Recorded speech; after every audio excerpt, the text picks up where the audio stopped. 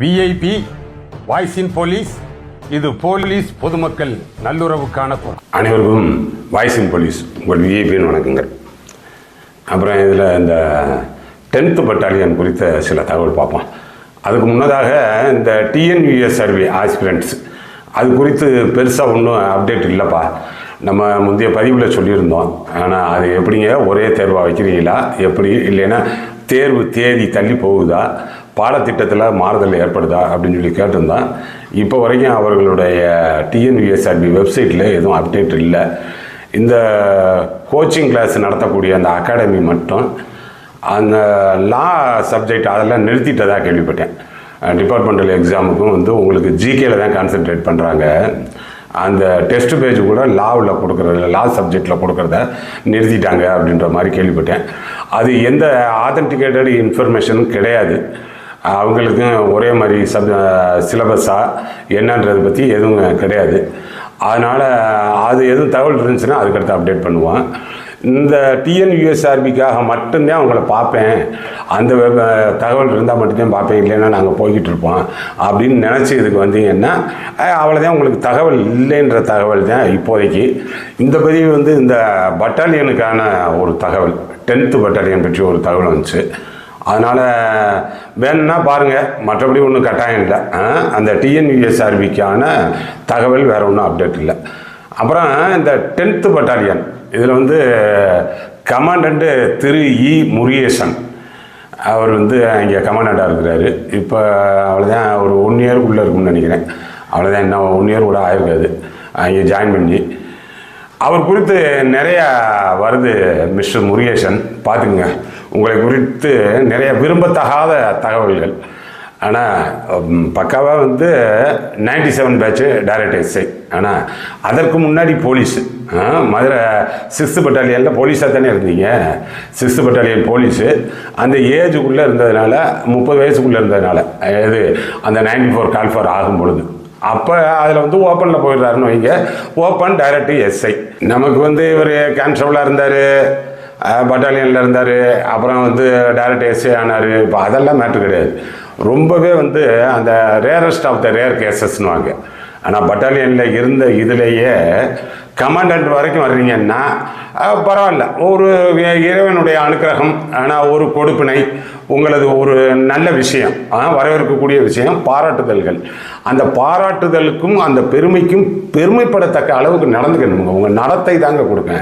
சும்மா வெளியே நின்றுக்கிட்டு எனதே பகவான் நல்லது செஞ்சுட்டாரு, எனக்கு பகவான் நல்லது செஞ்சாருன்னா சாமியை கும்பிட்டுக்கிட்டு இருந்தேன்னா உனக்கு கீழே இருக்கிறவங்களை பார்க்க வேணாமா?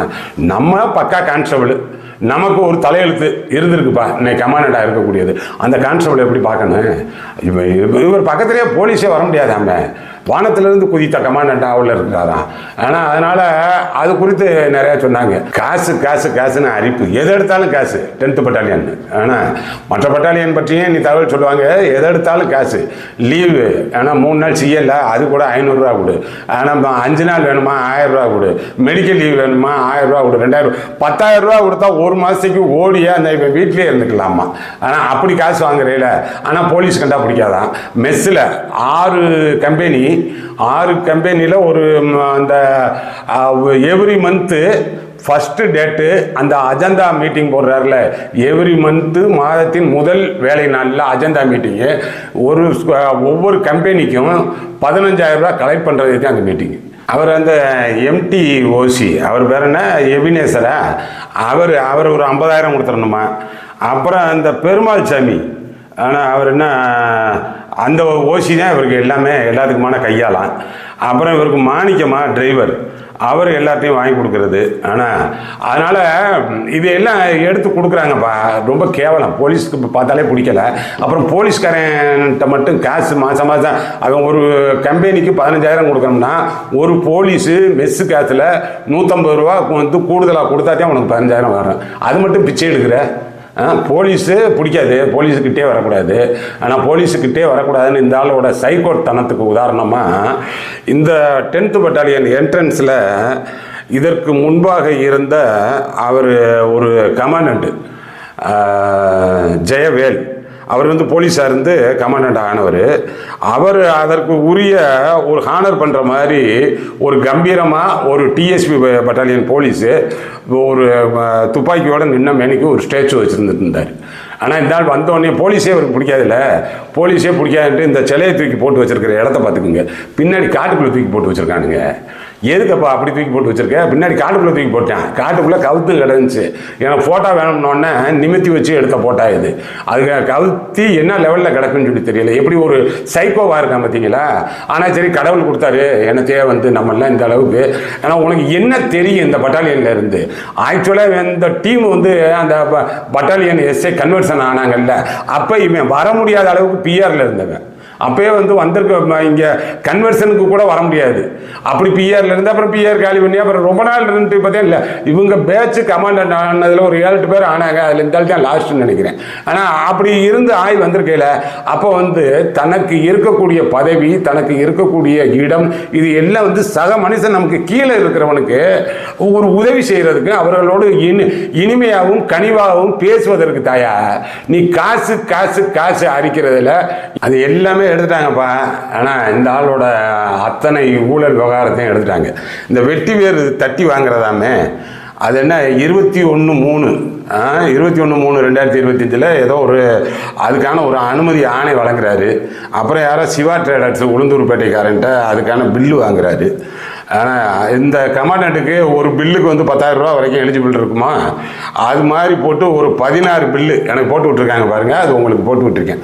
16 பில்லு வாங்கி 1,34,004 ரூபாய்க்கு மொத்தம் 78 தட்டி வாங்கினதா பில்லு போட்டிருக்காங்க. டோட்டல் போகஸ் பில்லு ஒன்றுமே கிடையாது. பொய்யான போலியான பில்லு. சிவா ட்ரேடர்ஸ்காரனுக்கு ஒரு காசை கொடுத்துட்டு வாங்கியிருக்காங்க. மொத்தத்துக்கு இந்த கமாண்டண்ட்டுக்கு தான் காசு போயிருக்கு. விஜிலன்ஸு விசாரிக்க வேண்டிய பெட்டிஷன். இப்போயும் சொல்கிறேன், என் கையில் இருக்கக்கூடியதை நேராக விஜிலன்ஸுக்கே அனுப்பிடுவேன்.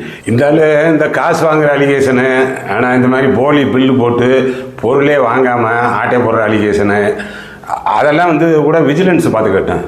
இது போலீஸே ஒட்டுமொத்த டிபார்ட்மெண்ட் அவமானப்படுத்தினதுங்க. இது வந்து ஹைலி டிசிப்ளினரி ஆக்ஷன் எடுக்கணும்.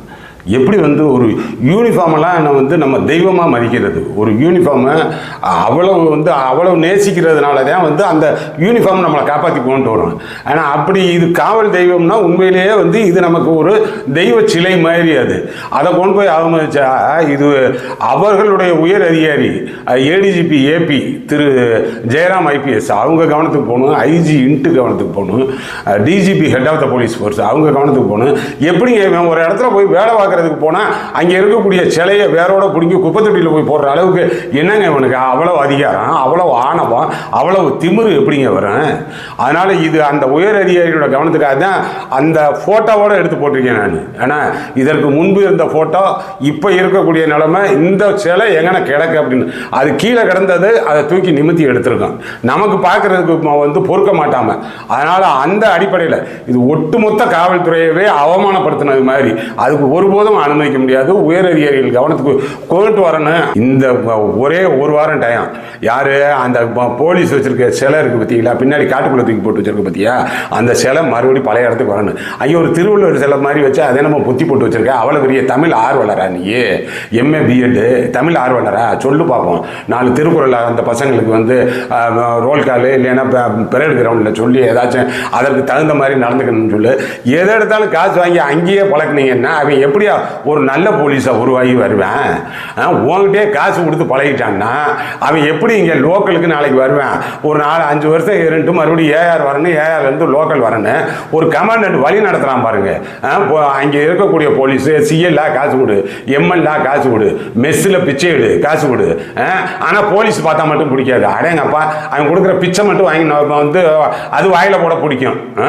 இப்போ ரீசெண்டாக ஏதோ 2வது மாதம் ஏதோ கல்யாணம் பண்ணாரான் பொண்ணுக்கு. ஆனால் எல்லா ஆள் அந்த இது கம்பெனி ஈச் 5000 போலீஸ்லேயே வாங்கி கொடுத்தேன். எப்படி கொடுப்பேன்? யார் கொடுக்க முடியும்? உங்கள் ஓசியாவை கையிலேருந்து கொடுப்பாரு, போலீஸை கலெக்ட் பண்ணி கொடுக்கணும். அதெல்லாம் காசுலாம் வேணும் எனக்கு. ஆனால் போலீஸை மட்டும் போலீஸை பார்க்க முடியாது, போலீஸே நான் கண்ணில் பார்க்கக்கூடாதுன்றதுக்கு அடையாளமாக தான் இந்த போலீஸ் சிலையை தூக்கி பின்னாடி போட்டு வச்சுருக்காப்புல. ஆனால் இவன் போலீஸாக இருந்தவன். இந்த பட்டாலியன் 6th பட்டாலியனில் போலீஸாக இருந்தாலும் 6th பட்டாலியனில் எஸ்ஏ இருந்தாலும்.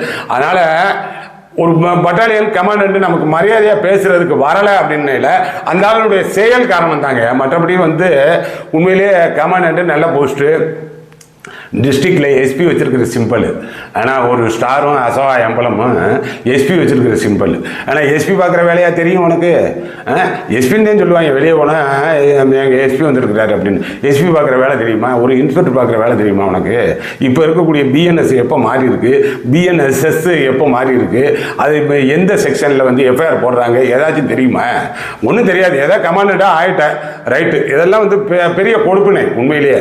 அதாவது ஒரு ரொம்ப முன்னாடி எஸ்ஐ ஜாயின் பண்ண 87 பேட்ச் எஸ்ஐ ஜாயின் பண்ண ஒருத்தர் டிஐஜி ஆனார்.